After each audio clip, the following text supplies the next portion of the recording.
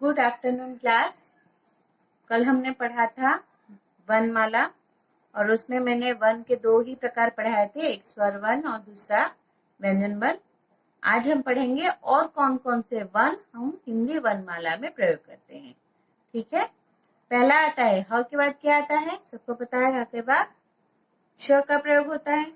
तो हिंदी में चार, इन्हें संयुक्त व्यंजन कहा जाता है और हिंदी में चार संयुक्त व्यंजन का प्रयोग है, जैसे क्ष, त्र, ज्ञ, स्र। और इन्हें संयुक्त व्यंजन क्यों कहा गया है? क्योंकि ये दो व्यंजन वर्ण के मिलन से बना है। ठीक है, ये दो व्यंजन वर्ण मिलकर ये संयुक्त व्यंजन बना है। ठीक है, तो पहले आता है क्ष। क्ष किससे बना है?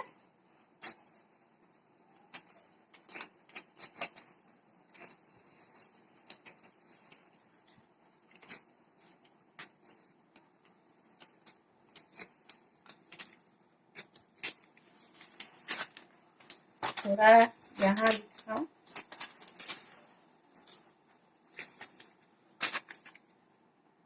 सीधा आ रहा है? तो पहला अक्षर है हमारा क्ष। क्ष कैसे बना? क हलंत, क की व्यंजन है। दूसरा व्यंजन है, व्यंजन वर्ण है। दूसरा व्यंजन वर्ण है मूर्धन्य श। तो क और स ये दोनों मिलकर बनता है क्ष। इसको आप कॉपी में नोट कर लो। क हलंत, ये चिन्ह है हलंत चिन्ह। तो क हलंत प्लस मूर्धन्य श मिलकर बनता है क्ष। ठीक है, क के बाद आता है त्र। अच्छा बताओ, क्ष से कौन कौन से शब्द बनते हैं? आप कौन सी कक्षा में हो? तीसरी कक्षा। तो एक वर्ड है कक्षा। ऐसे ही क्ष वाले और कौन कौन से शब्द हैं? अक्षर, क्षमा और अक्षत। ठीक है, तो ऐसे आपको और भी शब्द अपने कॉपी से या किसी भी किताब से आप ढूंढकर कॉपी में लिख दो।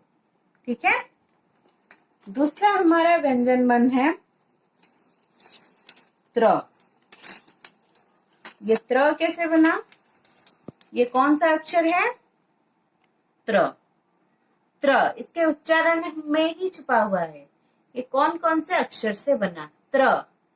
त्र यानी पहले आता है त हलंत प्लस र।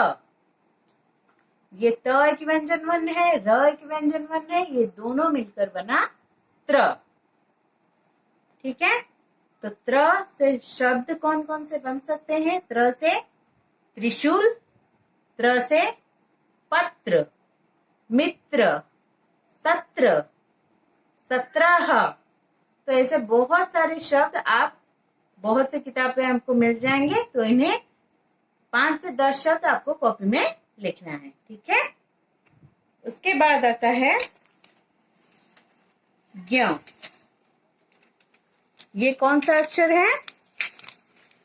कौन सा अक्षर है ये? ज्ञ। कौन सा अक्षर? ज्ञ। और ज्ञ कैसे बना? दो व्यंजन वर्ण कौन कौन से हैं? ज हलंत प्लस न्य। ज हलंत प्लस न्य, ये दोनों व्यंजन वर्ण ज हलंत प्लस न्य, ये दोनों मिलकर बना ज्ञ। ज्ञ से कौन सा शब्द?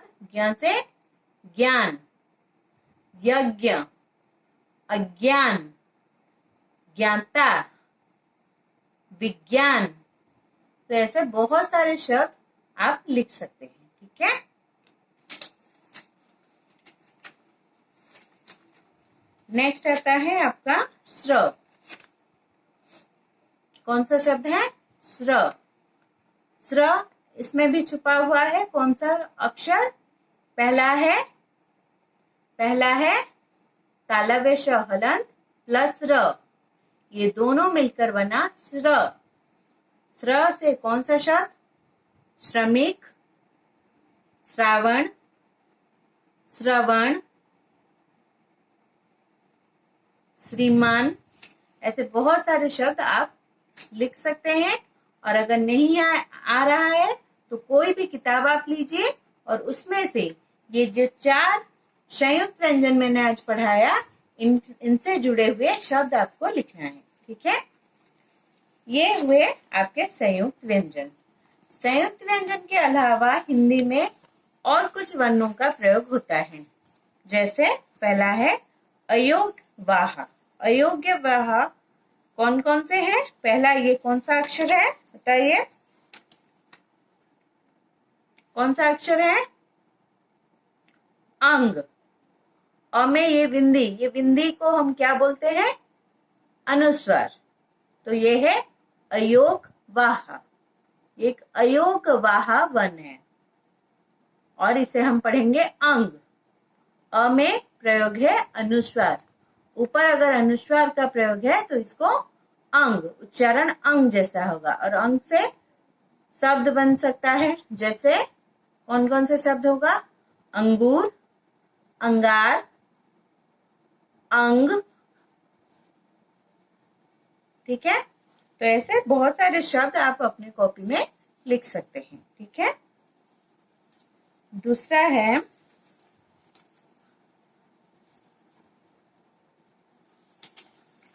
बताओ ये कौन सा अक्षर है?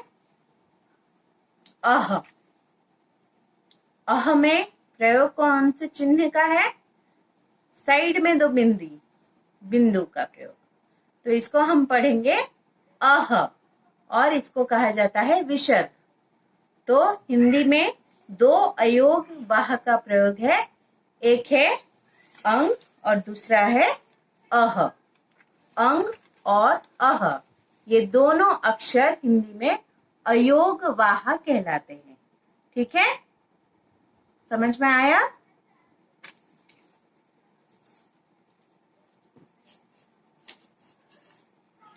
और इन्हें अयोग्यवाह क्यों कहा जाता है? क्योंकि ना इन्हें स्वर वर्ण कहा जाता है और ना ही इन्हें व्यंजन वर्ण कहा जा सकता है। इनका प्रयोग अलग अलग जगहों में अलग अलग तरह से होता है, तो इसीलिए इन्हें अयोग्यवाह कहा जाता है। ठीक है,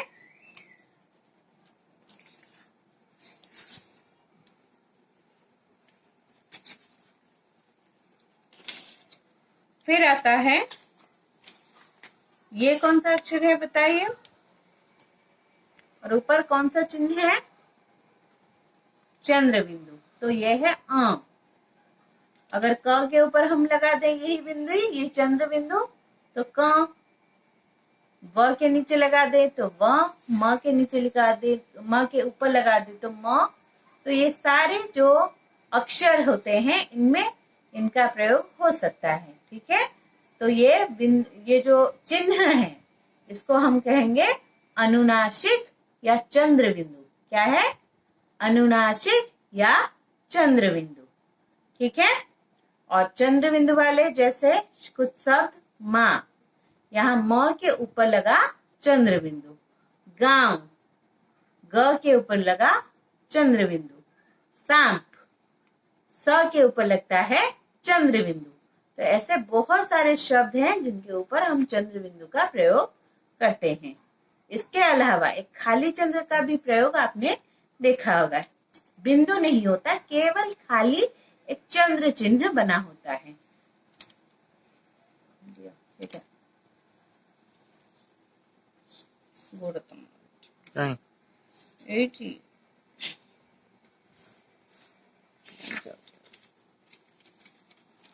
तो खाली चंद्र का प्रयोग ये रहा आपका खाली चंद्र।